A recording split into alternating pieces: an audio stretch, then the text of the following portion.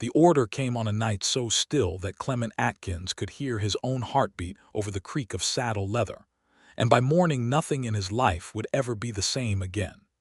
It was the autumn of 1878, in the high grass country of Wyoming Territory, where the Sweetwater River cut a silver ribbon through miles of range land claimed by a man named Silas Rourke. Clement had ridden for Rourke's outfit, the Circle R, for 6 years, since he was 20 years old and had nothing to his name but a borrowed horse and a dead father's revolver. Rourke had given him work when no one else would, had taught him to read a brand and mend a fence, and hold his tongue around men with more money than sense. Clement owed the man his loyalty, or so he had told himself every single day since, even when that loyalty asked more of him than a man ought to give. That particular night, Rourke called the senior hands into the ranch house parlor, a room heavy with cigar smoke and the smell of good whiskey, and he told them, plain as reading off a supply list, that a homesteader named Thomas Archer had been rustling Circle R cattle from the North Range for the better part of a year. He said it with no more feeling than if he were discussing the weather, and he said that it needed tending to before the man grew bold enough to try the same on a bigger scale. Tending to, Rourke said again, and his pale eyes moved over the 3 men standing before him, Clement Atkins, Bill Hutch, and Sam Dilly. I want it finished tonight. Quiet. No fuss, no witnesses, no trial to drag this outfit's name through the mud. You understand me? Bill Hutch nodded slow, the way a dog nods when it already knows the taste of blood. Sam Dilly shifted his weight and looked at the floor. Clement felt something cold drop through his stomach because he understood exactly what Rourke was asking, and it was not an arrest, and it was not a warning shot over a man's head. "Mr. Rourke," Clement said, and his voice came out steadier than he felt, "you have proof of this. The rustling, I mean." Rourke's eyes narrowed, the way they always did when a hand forgot his place. "I have my herd count, Atkins, and I have eyes on my own land, and that is proof enough for me." "Are you asking me to explain myself to you now?" "No, sir," Clement said quickly, because 6 years of habit did not break in a single sentence. "Only asking so I know what I am riding into." "You are riding into justice," Rourke said, and he poured himself another 2 fingers of whiskey unhurried, as though he had just settled a small matter of fence posts. "A man steals from me, he answers for it. That is the law of this range, whether the territory's law agrees with me or not. Now go on, all 3 of you, and do not come back until it is done." Clement rode out that night beside Bill Hutch and Sam Dilly, with the moon hanging low and orange over the western bluffs, and every mile of that ride, something in his chest tightened another notch. He had known Thomas Archer only in passing, a lean, quiet man who had staked a homestead claim along Willow Creek 4 years back, who ran a small herd of his own and grew a little corn, and kept mostly to himself. Clement had traded words with him twice at the mercantile in the town of Larkspur, and both times the man had struck him as careful and slow to speak, not the sort who bragged or picked fights or seemed hungry for another man's cattle. "You believe this," Clement said to Bill Hutch low as their horses picked their way along the dark trail. Bill Hutch spat to the side. "Believe what Rourke tells me to believe. That is the job, Atkins. You want to start asking questions. You can ride on back and tell him yourself." Sam Dilly said nothing at all, which told Clement plenty, because Sam Dilly was a talker by nature, and a silent Sam Dilly was a troubled one. They came upon the Archer homestead a little before midnight, a modest cabin with a lean-to barn and a scattering of split-rail fence, lamplight glowing warm in one window despite the hour. Clement's horse shifted under him, restless, as though the animal too sensed that something wrong was about to happen in a place that looked, in every way, like nothing more than a family trying to make a living from hard ground.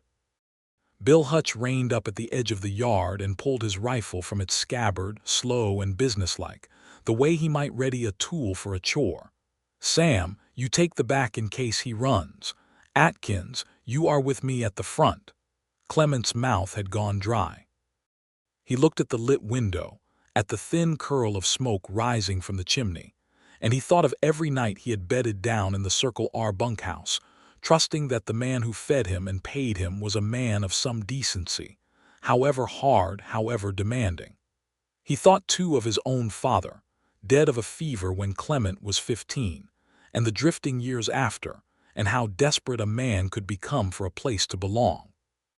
He had let that desperation carry him a long way. He was not sure it could carry him through this. "Bill," Clement said, and his voice cracked on the single syllable of the name, "we do not even know for certain this is the right thing to do." "Rourke says it is right," Bill Hutch answered, not even glancing back. "That is the only certain thing I need." The cabin door opened before they reached it, and there she was, framed in lamplight with a shawl thrown hurried over her shoulders, a young woman with dark hair pulled back loose from a day's work and eyes that went wide, and then hard the instant she saw 3 armed riders in her yard at midnight. "Who is out there?" she called, and her voice, though frightened, did not shake. "My father is not decent. Come back tomorrow if you have business." "We have business tonight, miss," Bill Hutch said, swinging down from his saddle. "Step aside." "I will not," she said, and she planted herself square in the doorway as though she were made of the same oak as the frame around her. Clement's heart was hammering now, hard enough that he thought the others must hear it. He had not expected a daughter. Rourke had said nothing of a daughter.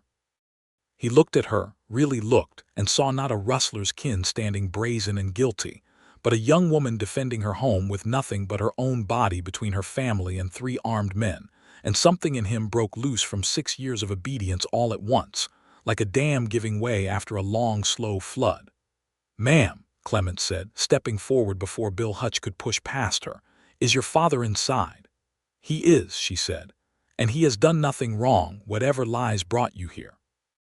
I am Dorothy Archer, and this is my father's land, filed and proved with the land office in Cheyenne 2 years past, and I will not have strangers threatening him in his own house." Bill Hutch let out a short, ugly laugh.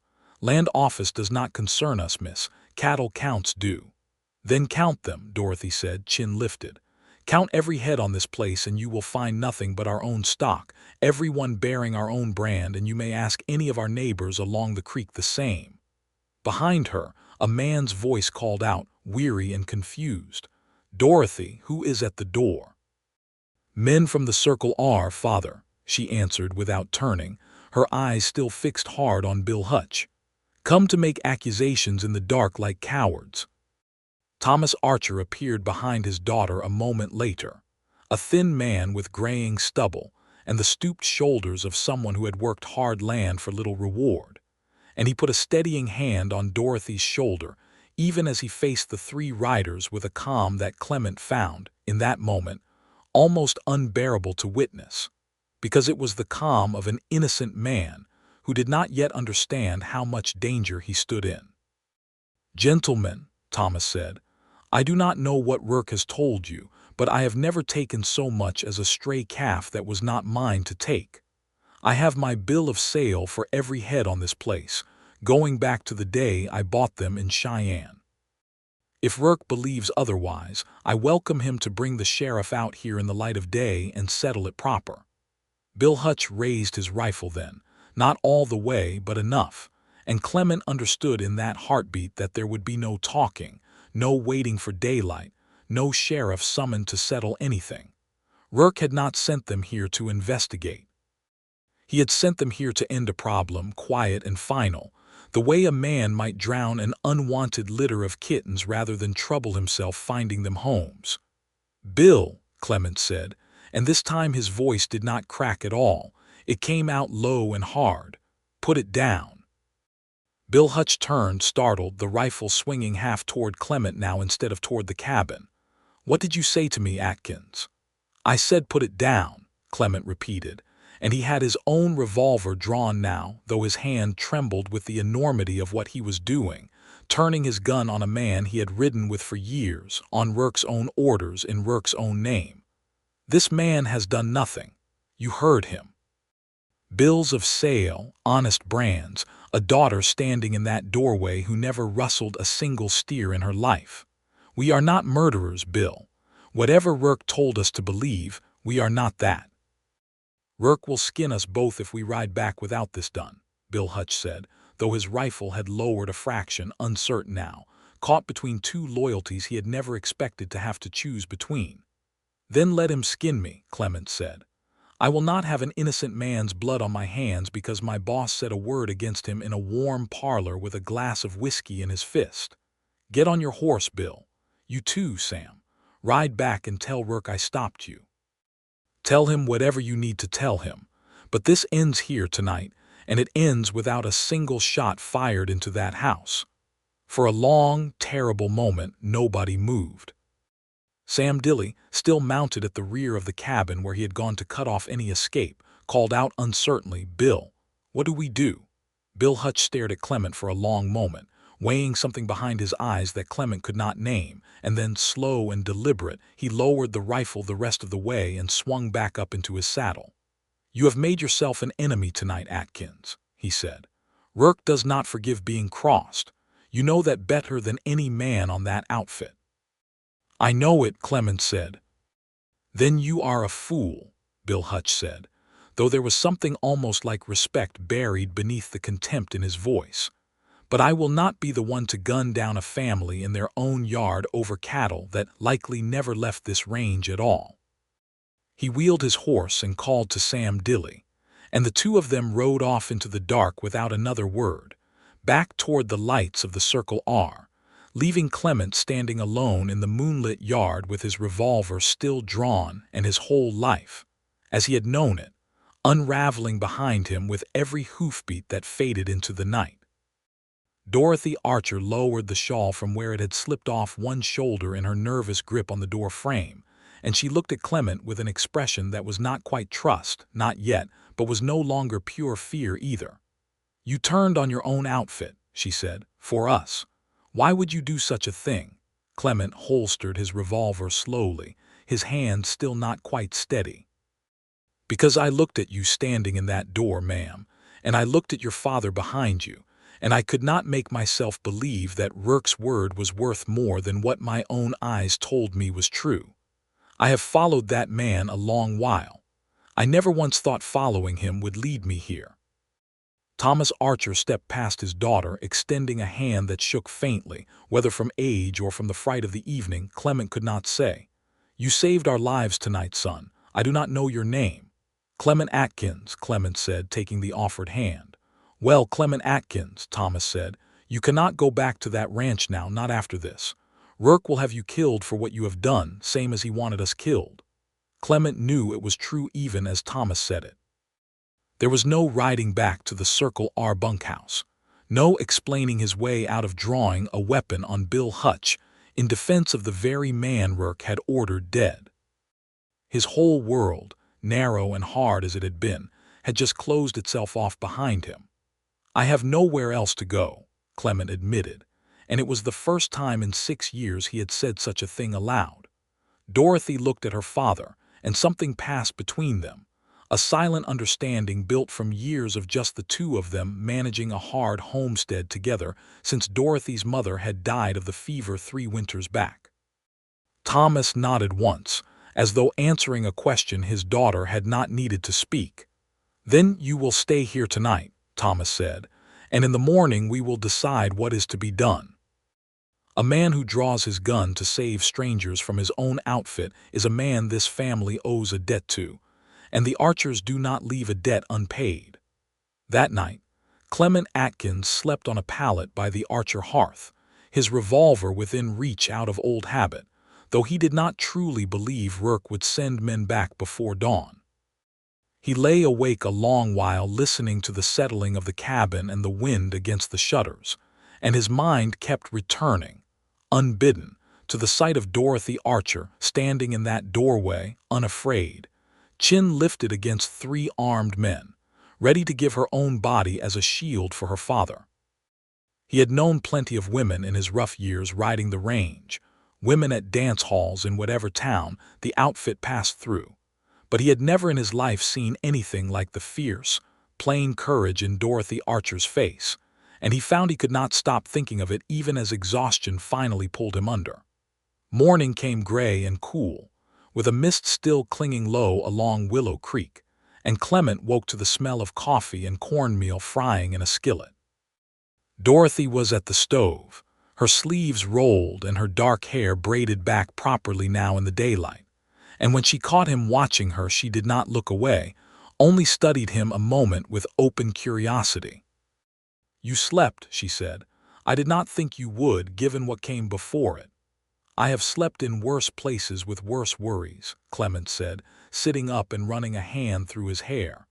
"A man learns to sleep when he can, out on the range.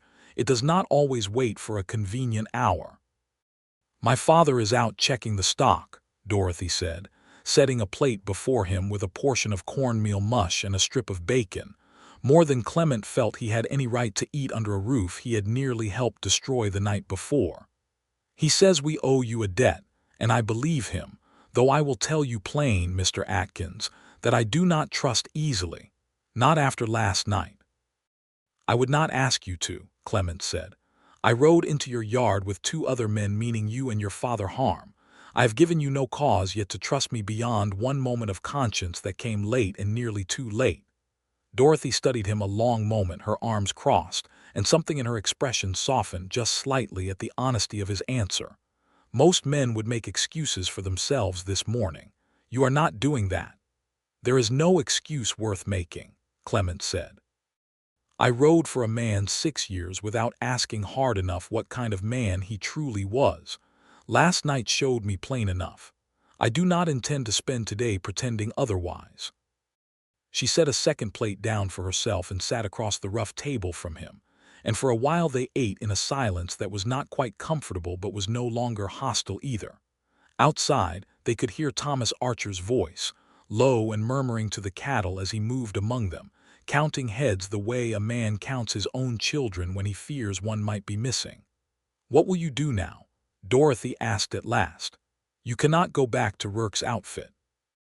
And I do not imagine there is much welcome for you in Larkspur either, once word gets around of what happened here."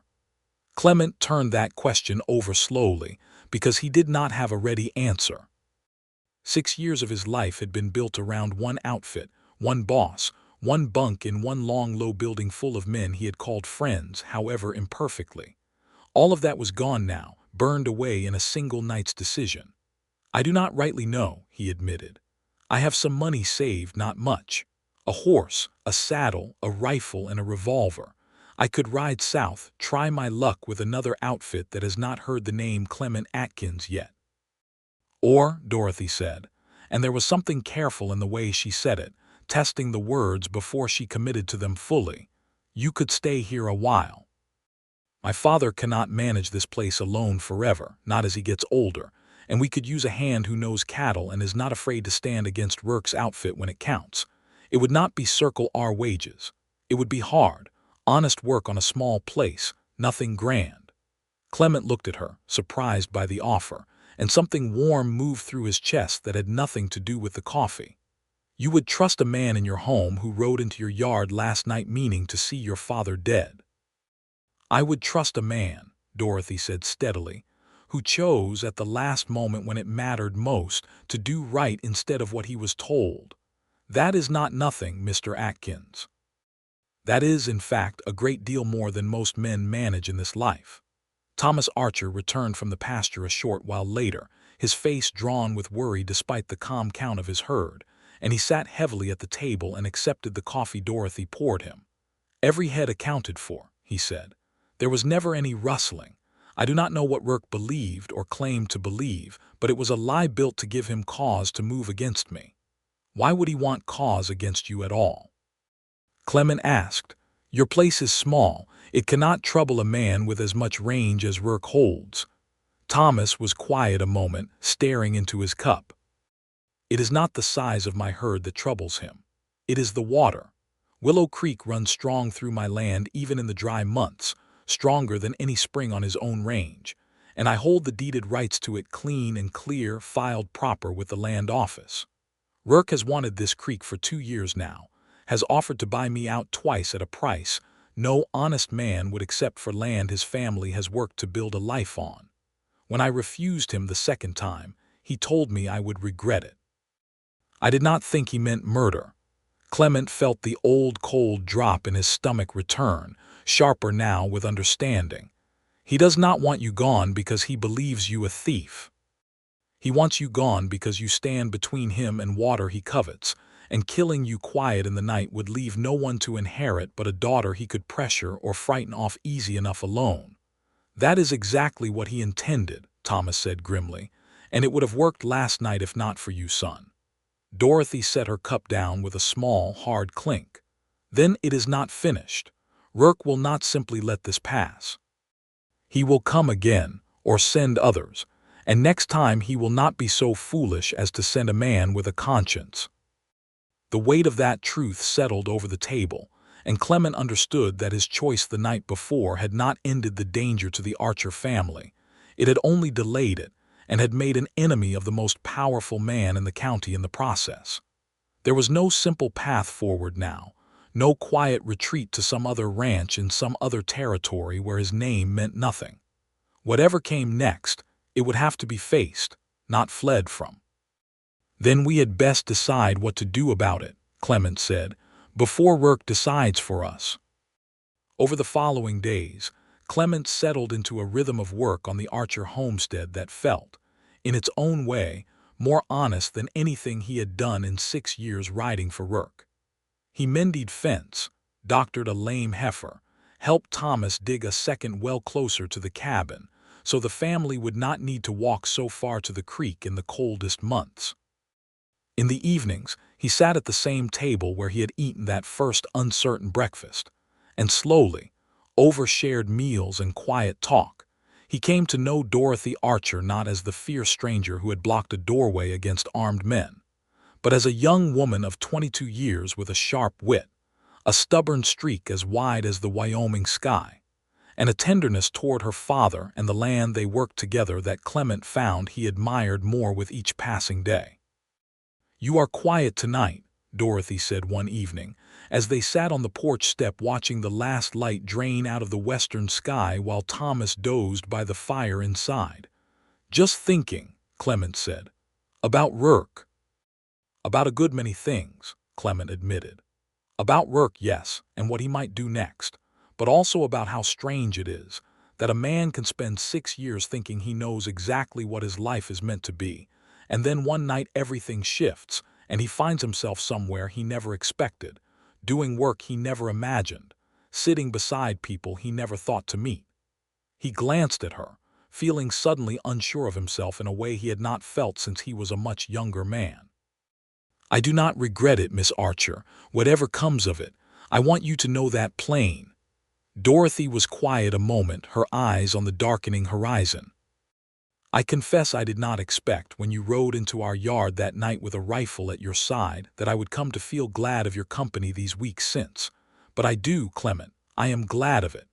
It was the first time she had called him by his given name, and something in Clement's chest turned over at the sound of it, warm and unfamiliar and entirely welcome. "I am glad of yours too," he said quietly, "more than I know how to say properly." They sat together a while longer in a silence that had become, by slow degrees, something rich and comfortable between them, and though neither spoke further of what was growing in that silence, both of them understood, in the way that people sometimes understand things before they are ready to name them aloud, that something had taken root between them that neither Rourke's threats nor the uncertain future could easily uproot. But the peace of those weeks could not last, and both of them knew it. Word came to the homestead nearly a month after that first terrible night, carried by a young rider named P.D. Nash, who worked the Circle R remuda, and had always had a soft spot for Thomas Archer since the older man had once doctored his broken arm after a fall from a green colt, back before any of this trouble began. P.D. rode in hard one afternoon, his horse lathered, and found Clement mending a section of fence near the barn. "Clement Atkins," P.D. said, swinging down breathless. "I come to warn you, and I am risking my own hide doing it, so listen close. Rourke has been telling the whole outfit you are a horse thief and a traitor who near got Bill Hutch killed defending rustlers. He has put a bounty on you, $50 to any man who brings you in, dead or alive, and he does not much care which." Clement's jaw tightened. $50 is a fair sum for men who do not have much. It is, Petey agreed, and there is worse. Rourke means to bring the matter before Judge Halloway in Larkspur, claims he has witnesses that Thomas Archer has been running stolen Circle R cattle for months, and that you helped him hide the evidence of it. He aims to have the judge issue a warrant, make it all look proper and legal, so that, when he sends men out here again, it will not look like murder at all. It will look like the law finally catching up to a guilty man. Dorothy, who had come out onto the porch at the sound of the writer's arrival, went pale at this. That is a lie built on a lie. He means to hang my father on false charges to take this land clean and legal, with no one left to say otherwise. That is exactly what I fear, Petey said, twisting his hat brim in nervous hands. I do not know when he means to bring it before the judge, but it will be soon. Rourke is not a patient man, and he does not like being made to look foolish in front of his own hands, which is what happened the night you turned Bill Hutch away. Clement thanked Petey Nash for the warning, pressed a few coins into his hand, despite the young man's protest that he wanted no payment for doing right, and watched him ride off toward the Circle R once more, before turning back to find Dorothy standing rigid with fury and fear both plain on her face. We cannot simply wait for him to bring false charges against my father, she said. We must do something first. We will, Clement said, though he did not yet know exactly what that something would be. But we need more than our own word against Rourke's. Judge Halloway will not take a homesteader's daughter's claim over a cattle baron's sworn testimony, not without proof of our own. That night the three of them sat late at the table, candle burned low, working through what proof might be found. Thomas produced his ledger of cattle purchases, dated and signed by the seller in Cheyenne, along with the original bill of sale for every head he had ever bought. It was solid evidence of honest dealing, but Clement worried it might not be enough against a man as respected and feared as Rourke. There is something else, Clement said slowly, turning an idea over as he spoke it. Bill Hutch. He was there the night Rourke gave the order. He heard it plain, same as I did, that Rourke wanted you dead quiet, not arrested, not brought before any judge. If Bill Hutch could be persuaded to speak that truth before Judge Halloway, it would show Rourke's true intent, and no false, rustling charge dressed up after the fact could stand against that. Would he do it? Dorothy asked. You said yourself he rode off angry with you that night. Angry, yes, Clement said, but not, I think, a man entirely without conscience. He put his rifle down in the end. He did not fire on an innocent family, even under Rourke's order. That is worth something. I do not know if it is worth enough to make him stand up in a courtroom against his own boss, but I mean to find out. The plan they settled on was dangerous and simple both at once. Clement would ride, under cover of night and by back trails he knew well from his years working the Circle R range, to find Bill Hutch away from the ranch house and put the question to him plain. Meanwhile, Thomas would ready every scrap of honest paperwork proving his cattle dealings clean, and Dorothy insisted, over her father's objection, that she would ride into Larkspur herself to speak with Judge Halloway directly, to make certain the judge understood that there were two sides to whatever story Rourke intended to bring before him. It is too dangerous, Thomas said. Rourke has men watching the roads, surely, looking for Clement, and they will not think twice of frightening a young woman riding alone. Then I will not ride alone, Dorothy said firmly. But I will not sit in this cabin and wait to learn whether my father is to be hanged on a lie, father. I have as much stake in this as either of you, and I mean to have a hand in fighting it. Clement, watching her across the candlelight, felt a fierce pride swell in his chest that he had no right yet to claim, given how new and unspoken his feelings for her still were. But he could not help himself. She is right, Thomas. Two of us moving separate gives us better odds of reaching both Bill Hutch and the judge before Rourke can move first. I will see her safely to Larkspur before I go on to find Bill Hutch.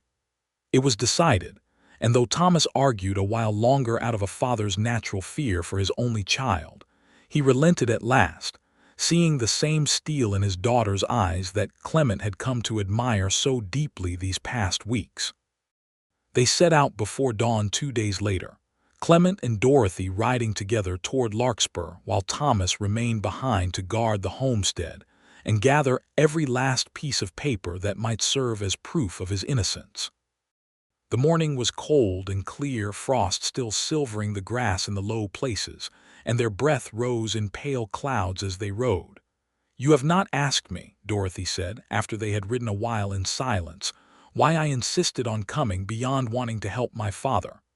"I assumed that reason was enough on its own," Clement said. "It is," Dorothy admitted, "but it is not the whole of it." She was quiet a moment, choosing her words with the same careful deliberation Clement had come to recognize in her. "I did not want to stay behind and wonder, the whole ride, whether you would return safely from finding Bill Hutch.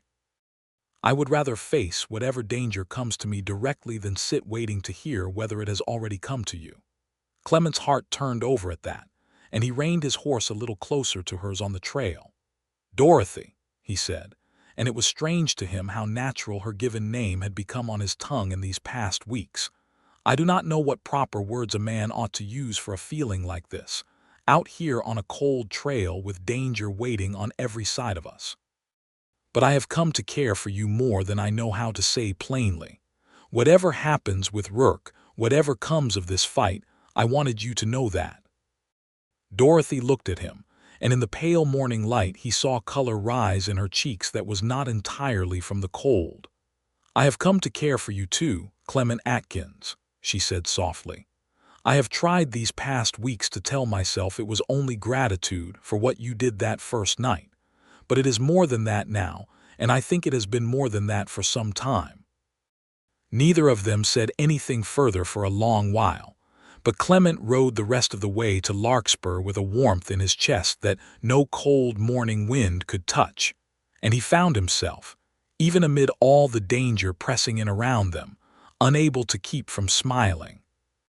Larkspur was a modest town, a single wide dirt street lined with a mercantile, a livery, a small church with a whitewashed steeple, a saloon that did steady business with the cowhands from the surrounding outfits, and a squat brick building that served as both the sheriff's office and the courthouse where Judge Holloway held his infrequent sessions. Clement left Dorothy at the church, in the care of the pastor's wife, a kindly older woman named Mrs. Ferris who had known Dorothy since she was a girl and promised to see her safely to the judge's office once he was free to receive visitors. Clement then turned his horse west, toward the range where he knew Bill Hutch would likely be working that day, riding the fence line that marked the edge of Circle R land against the open range beyond. He found Bill Hutch alone, mending a stretch of wire near a stand of cottonwoods, and the older cowhand's hand went instinctively to his revolver at the sight of Clement approaching, before he seemed to think better of it and let his hand fall still. "You have a fair amount of nerve, Atkins," Bill Hutch said, "riding onto Circle R land with a bounty on your head." "I need 5 minutes of your time, Bill," Clement said, reining up a respectful distance away. "That is all I am asking." Bill Hutch studied him a long moment, then set down his fencing pliers with a weary sigh. "5 minutes. Say what you came to say." Clement told him plainly of Rourke's plan to bring false rustling charges before Judge Holloway, of the danger to Thomas Archer's life and land, and of the desperate need for someone who had heard Rourke's true order that first night to speak the truth of it before the judge. "You are asking me to testify against my own boss," Bill Hutch said flatly, when Clement had finished. "To risk my own livelihood, maybe my own neck, standing up in a courtroom and saying Silas Rourke ordered a man's murder in cold blood." "I am asking you to tell the truth," Clement said. "Thing more than that. You heard the order same as I did. You know it was never about rustling. It was about a creek Rourke wanted and a family standing in his way of getting it." Bill Hutch was quiet a long while, staring off across the range toward the distant Circle R ranch house, its roof just visible above a rise of low hills. When he spoke again, his voice had lost some of its hard edge. "I did not fire on that family, Atkins. I want you to remember that, whatever else you think of me. When it came down to it, I could not do it, same as you could not. I remember it, Clement said. It is why I came to you and not to some stranger. Bill Hutch let out a long breath, and something in his shoulders seemed to settle, as though a weight he had been carrying since that night had finally shifted enough to be borne differently. "All right," he said. "I will tell the judge what I heard. I do not know what it will cost me, but I have carried the weight of that night long enough. I would rather carry the cost of telling the truth than the cost of staying silent while an innocent man is hanged for it." Relief flooded through Clement so strongly his hands trembled on the reins. "Thank you, Bill. I mean that truly." "Do not thank me yet," Bill Hutch said grimly. "Rourke is not a man who loses gracefully. If we do this, we had best be ready for whatever he throws back at us in answer." They rode together into Larkspur that same afternoon and found Dorothy waiting at the church with news of her own. Judge Halloway, an older man with a reputation for careful fairness even among hands who normally distrusted anything wearing a black robe, had agreed to hear both sides of the matter in a formal session 2 days hence, giving Rourke time to bring whatever accusations he intended, but also giving Thomas Archer and his witnesses time to answer them. "He said," Dorothy reported, still faintly breathless with the effort of having argued her family's case before a stranger of such authority, "that he does not take kindly to being asked to sign warrants based on a rich man's word alone, without proper witnesses and evidence brought before him in the light of day. He seemed, if anything, a little offended that Rourke expected such a thing so easily." "That is good news," Clement said, "better than I dared hope for." Bill Hutch, standing a little apart, cleared his throat. "It will not stay good news if Rourke gets wind that his own hand means to testify against him before that hearing. He will not sit idle waiting for a courtroom to decide his fate. Men like Rourke settle matters their own way when the law starts closing in around them." That warning proved true faster than any of them expected. They rode back toward the Archer homestead that evening, Bill Hutch coming with them now, having decided it was safer to stay near the Archers than to return to the Circle R bunkhouse, where his sudden change of loyalty would surely draw suspicion. They arrived to find Thomas Archer standing anxious in the yard, and the moment he saw them he called out, his voice tight with fear. "Rourke was here not 2 hours past," Thomas said. "He rode in with 4 men, said he had heard rumors that his own hand had turned traitor and meant to speak against him in Larkspur. He did not find Bill here, of course, since none of us knew where he had gone, but he left a message plain enough. He said if I did not sign over the deed to this land by sundown tomorrow, he would see to it personally that none of us lived to see the judge's hearing at all." Dorothy went white. "He means to kill us before the truth can be told." "That is exactly what he means," Clement said grimly, "and we cannot simply wait here for him to try it. We need to reach the judge tonight, before Rourke has a chance to act on his threat."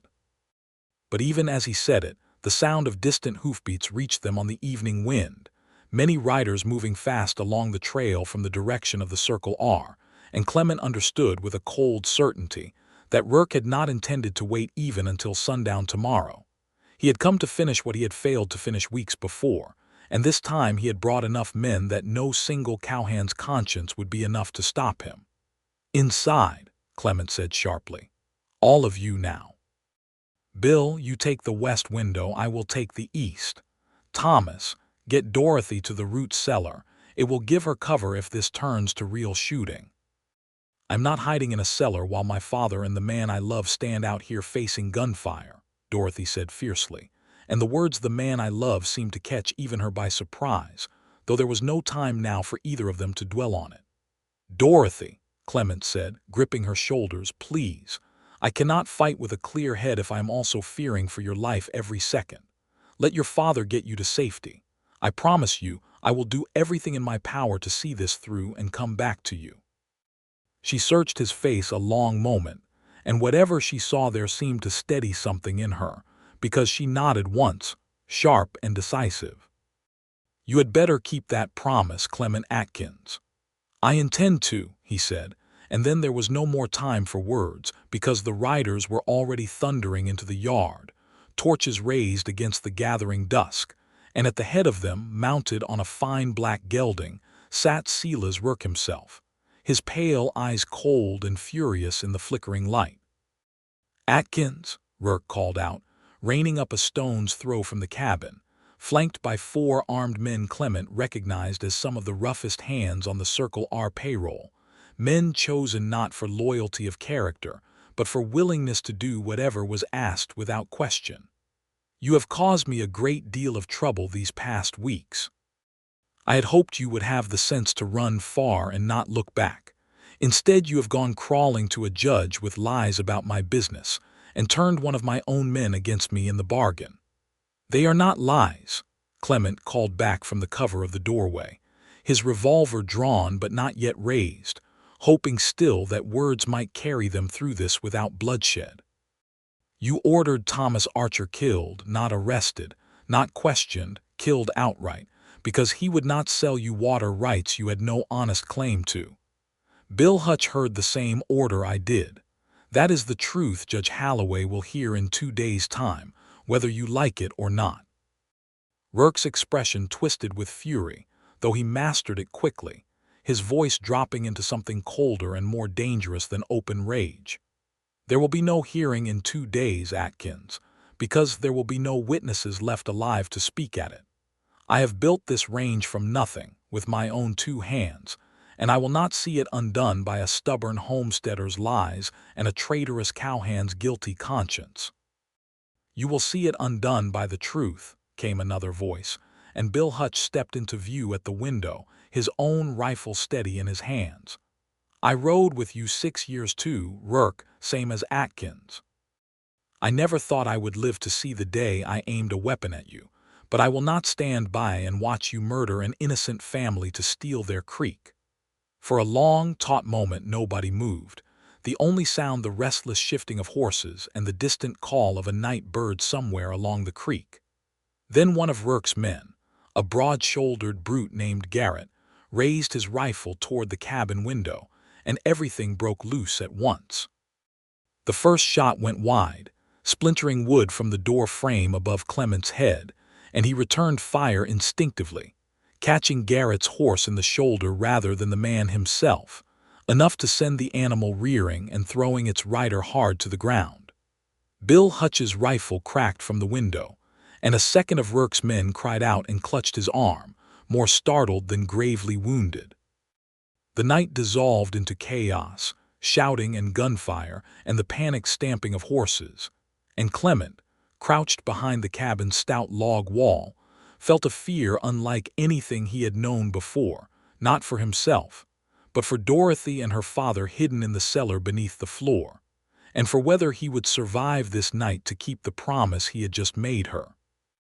It was Thomas Archer, of all people, who turned the tide of that terrible skirmish, emerging from the cellar entrance around the side of the cabin with an old shotgun he had kept from his younger days, and firing a warning blast into the air that scattered 2 of Rourke's remaining men's horses into panicked flight across the dark yard. "Enough!" Thomas bellowed, his voice carrying with an authority Clement had not heard from the quiet, careful man before.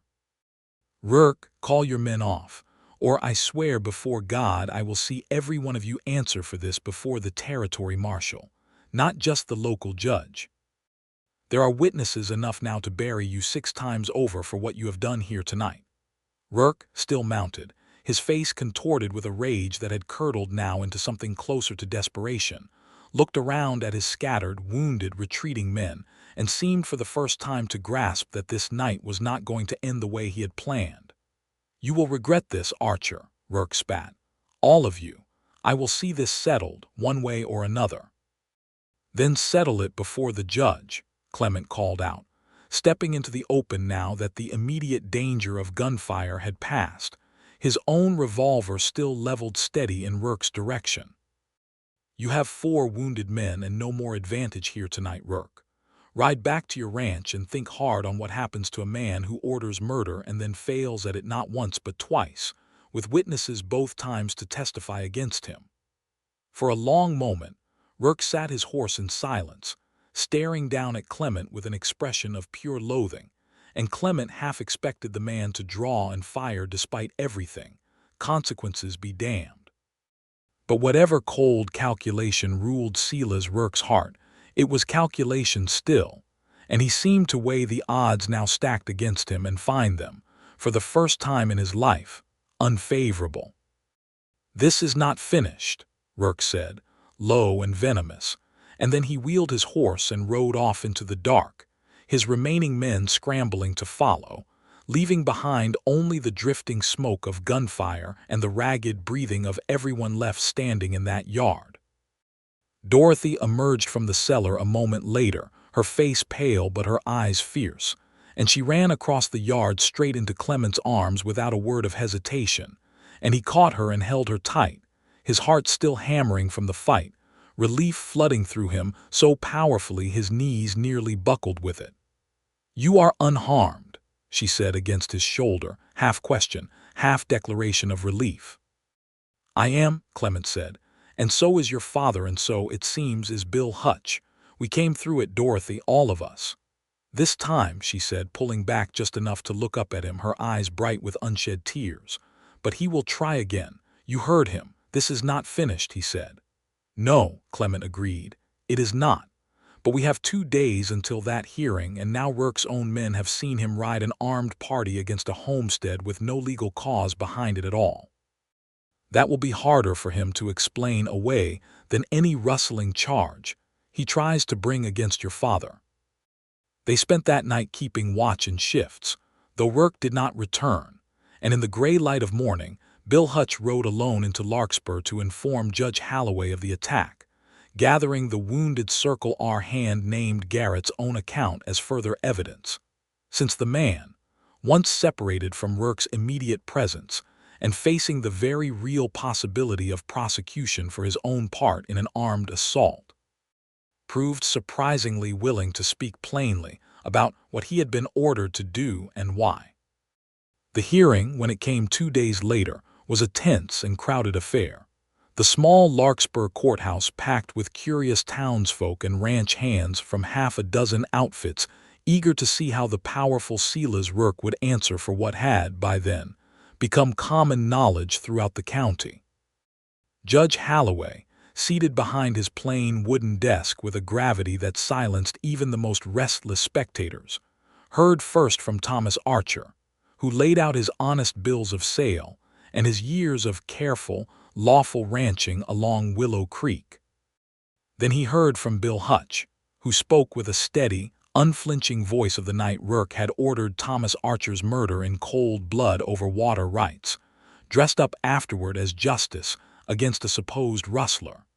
He heard from the wounded hand Garrett, who, facing his own reckoning, confirmed that Rourke had ordered the second attack on the homestead, specifically to silence witnesses before this very hearing could take place. And he heard, finally, from Clement Atkins himself, who told the whole truth of that first terrible night without flinching from his own near complicity in it. "I rode into that yard prepared to do what my boss ordered," Clement said, standing before the judge with his hat in his hands, "and I am not proud of how close I came to going through with it before conscience stopped me. I tell you that not to excuse myself, but so you understand plainly that Silas Rourke's order that night was never about rustling. It was murder, planned cold and quiet, meant to leave no witnesses and no questions, and it would have succeeded if not for one moment's hesitation on my part that I thank God for every day since." Silas Rourke, seated with his own lawyer at the opposite table, tried for a time to argue that his hands had acted without his direct knowledge, that any violence done was the fault of overzealous men misunderstanding his intentions. But the weight of testimony from 4 separate witnesses, including one of his own former hands and a wounded man who had ridden with him that very night, proved too much for even his considerable influence to overcome. Judge Halloway, after a long and careful deliberation that stretched into the late afternoon, issued a ruling that struck down every rustling accusation against Thomas Archer as baseless and malicious, ordered Silas Rourke charged before the territorial court with conspiracy to commit murder, and with leading an unlawful armed assault against a private homestead, and further ordered that Rourke's claim to any water rights along Willow Creek be permanently and formally denied, with the Archer family's deed and rights affirmed clear and unchallenged for all time. The courtroom erupted into murmurs at the ruling, and Silas Rourke, his face a mask of fury and disbelief, was led out by the territorial marshal who had been summoned for the hearing, to await trial on the more serious charges in the territorial capital. It was, Clement thought as he watched the man he had once called boss taken away in shackles, a strange and heavy thing to witness, this final unraveling of a power that had once seemed as fixed and permanent as the mountains themselves. But there was justice in it too, plain and undeniable, and when he looked over at Dorothy Archer standing beside her father with tears of relief bright in her eyes, he felt something in his own chest settle at last into a kind of peace he had not known in a very long time. The months that followed were not without their difficulties. The Circle R Ranch, deprived of its owner and much of its former authority, passed through a period of uncertain management before it was eventually broken up and sold off in smaller parcels, several of which went to former hands like Bill Hutch, who used his testimony's small notoriety and his years of honest work to secure a modest spread of his own along the eastern range, where he settled with a widow from Larkspur he had long admired from a respectful distance, but never before found the courage to court. Sam Dilly drifted south, uncertain of his welcome anywhere in the county after his part in that first terrible night, though he sent word eventually that he had found steady work on a ranch near the Nebraska line and seemed, by all accounts, to have made a fresh start of it. For Clement Atkins and Dorothy Archer, though, that season of danger and testimony gave way, by slow and tender degrees, to a courtship that neither of them had expected to find amid such turmoil, but which felt, once it had bloomed fully into the open, as natural and inevitable as the changing of the seasons along Willow Creek. It was a crisp evening in early winter, the first snow not yet fallen but its promise heavy in the sharp air, when Clement finally worked up the courage to say plainly what had been building in his heart since that very first morning he had watched Dorothy Archer stand fearless in her father's doorway. They were walking together along the creek bank, the water running low and clear over smooth stones, and Clement stopped and turned to face her, his hat in his hands out of an old nervous habit he could not seem to shake even now. "Dorothy," he said, "I have thought a long while on how to say this properly, and I am not certain there is a proper way, so I will just say it plain, the way you have always seemed to prefer things said. I love you. I have loved you, I think, since that first morning you set a plate before me and told me straight to my face that you did not trust easily, and I found myself hoping, more than I had any right to, that I might someday earn that trust and something more besides." Dorothy's eyes shone bright in the fading light, and she stepped closer, reaching up to touch his face with a gentleness that made his breath catch. "I have loved you a long while too, Clement Atkins, since I watched you turn your gun on your own outfit rather than see harm done to strangers you had no obligation to protect. I did not think, that first night, that I would ever feel safe again in my own home, but I have felt safe every day since you have been beside us, and more than safe. I have felt, for the first time since my mother passed, truly happy. Then will you marry me?" Clement asked, the words tumbling out perhaps less elegantly than he had rehearsed them in his mind over many sleepless nights, but no less sincere for their plainness. "I have little to offer you beyond my own two hands and whatever honest work I can put them to, but I would spend every day of my life trying to be worthy of the trust you have given me." Dorothy laughed, a bright, startled sound of pure joy, and threw her arms around his neck. "Yes, Clement. Yes, 1,000 times yes. I do not need riches or grand promises. I need only you and the life we mean to build together, and I have known for some time now that I want that life more than anything." They were married the following spring, in the small whitewashed church in Larkspur, with Thomas Archer walking his daughter down the aisle with tears of unashamed happiness in his eyes, and Bill Hutch, of all unlikely people, standing as Clement's chosen witness, having become in the intervening months something like a true friend forged in the fire of that shared terrible night. Pastor Ferris performed the ceremony, and the whole town, it seemed, turned out afterward for a celebration on the church lawn, with fiddle music and dancing that carried on well past sundown, a joyful noise that felt, to Clement, like the whole community affirming that the darkness of Rourke's tyranny had truly passed, and something better and more honest had taken root in its place. Thomas Archer, in a gesture that moved Clement nearly to tears, deeded a portion of the homestead outright to the newly married couple as a wedding gift, enough good bottom land along Willow Creek for Clement to run his own small herd separate from Thomas's, though the two operations remained close and cooperative, as befit a family working the same land side by side. Clement threw himself into the work with a fierce dedication, building up his herd slow and honest over the following years, adding a proper barn and expanding the modest cabin he and Dorothy shared into a comfortable home with a real glass window and a porch wide enough for rocking chairs, where the two of them took to sitting together most evenings, watching the sun set over land that was, at long last, entirely their own. Their first child, a son they named Thomas after Dorothy's father, was born in the autumn of 1880, a healthy, loud-voiced boy who grew quickly into a sturdy toddler with his father's steady dark eyes and his mother's stubborn chin.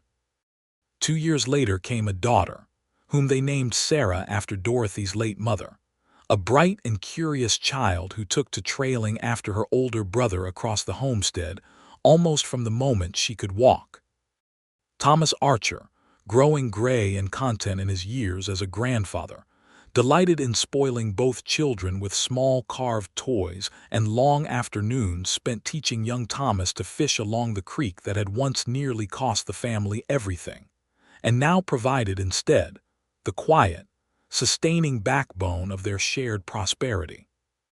Clement often thought, in the quiet hours of evening with his children asleep and Dorothy resting her head against his shoulder on their porch, of that first terrible night, of the cold weight of Rourke's order settling over him like a shroud, of the moment he had chosen, against 6 years of hard-earned habit, to lower his gun rather than raise it against an innocent man. It had cost him everything he thought he knew of his life up to that point. It had also given him, in return, everything that truly mattered. Do you ever regret it? Dorothy asked him once, years later, as they sat together watching their children chase fireflies in the tall grass beyond the porch steps, the Wyoming sky deepening into that particular soft violet that only came in the last moments before true dark. Turning against Rourke that night, it changed everything for you, cost you the only life you had known. Clement considered the question seriously, as he considered most things Dorothy asked him, turning it over with the same careful weight he had learned over years to bring to every important matter. "I do not regret a single moment of it," he said finally, "though I will admit it frightened me half to death at the time, not knowing what would come after. But I have come to believe, Dorothy, that a man's true worth is measured not by the loyalty he shows to whoever pays his wages, but by the loyalty he shows to what is right, even when it costs him everything he thought he had. I lost an outfit that night. I lost 6 years of habit and belonging. But I found you, and I found your father, and I found a home built on honest ground instead of another man's greed. I would make that trade again 1,000 times over, and count myself the richer for it every time." Dorothy leaned into him, and he wrapped his arm around her shoulders, and together they watched their children's laughter carry bright across the darkening yard, the creek running steady and silver beyond the fence line, the same water that had once nearly cost them everything now simply a part of the peaceful, ordinary rhythm of their lives. Silas Rourke, they later learned, had been convicted at his territorial trial and sentenced to a long term in the territorial prison. his once vast holdings scattered and sold to settle debts and restitution owed to those he had wronged. His name becoming, in time, little more than a cautionary tale told among ranchers and cowhands throughout the county, a warning against the corrosive danger of greed left unchecked by conscience. Bill Hutch married his widow from Larkspur the following year and remained a steady, valued neighbor to the Archer and Atkins families for the rest of his days, the memory of that terrible night having forged between him and Clement a bond neither man ever spoke of lightly, but both carried with quiet gratitude. As for Clement Atkins and Dorothy Archer, their love, born in the sudden terror of a midnight confrontation and tested through weeks of danger and uncertainty, only deepened and steadied with every passing year, growing roots as sure and lasting as the cottonwoods along Willow Creek.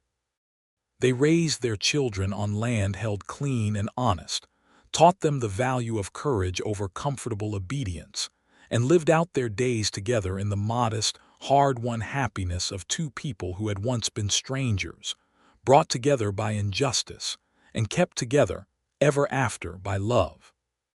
And on quiet evenings, when young Thomas or little Sarah would ask their father to tell again the story of how he had met their mother, Clement would settle them close and tell it plain and true, of a night he had ridden out under a boss's cruel order, and had found, in a doorway lit by lamplight, a young woman brave enough to change the whole course of his life, and how he had never, not for a single day since, regretted the choice that had led him home to her.